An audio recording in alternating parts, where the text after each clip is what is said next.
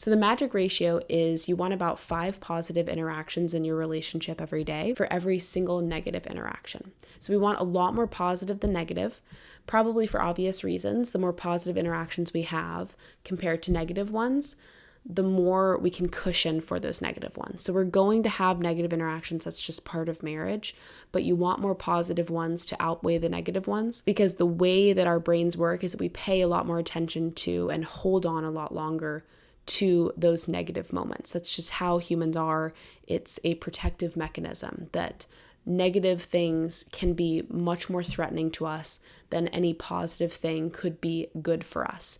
You can only get so positive, but the worst negative is that you die. So it's much more skewed in our minds to focus on the negative. So we have to balance that with having more positive than negative.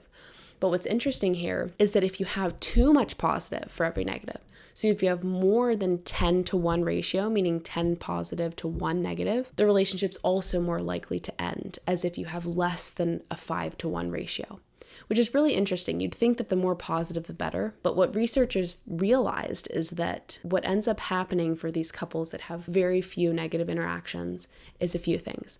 Number one or both of them are too afraid to bring up the negative stuff. That's why they don't have many negative interactions. It's just because they're scared, and that's not good for the relationship.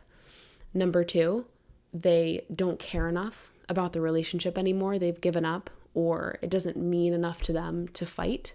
That's also not good for the relationship. Or number 3, the spouses believe that each of them are perfect and there's nothing to complain about. And this is that honeymoon phase. Everybody tends to go through it. But if that phase lasts too long, or if a couple isn't able to get out of that phase together effectively, then it can really make it hard for them to stay together in the real world and see each other's flaws if they aren't willing to notice the flaws in the first place. The way that you can use this in your own marriage is actually to track it as a metric for the health of your relationship.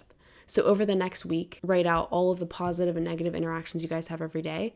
You can keep a tally. So every day, write out how many positive, how many negative, and if you're falling below that 5 to 1 ratio of positive to negative, add a few extra positives in there. So give your spouse a compliment, do your spouse a favor without asking for anything in return, schedule a romantic date night, anything that adds some positive into the relationship.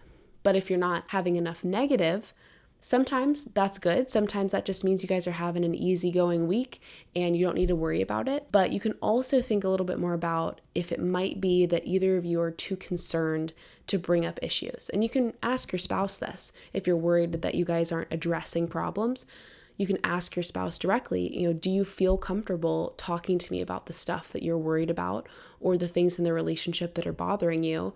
And what do you wish you could be more comfortable talking to me about? And then just being willing to listen and withhold judgment and stay calm and give your spouse the opportunity to work up the bravery to be honest with you.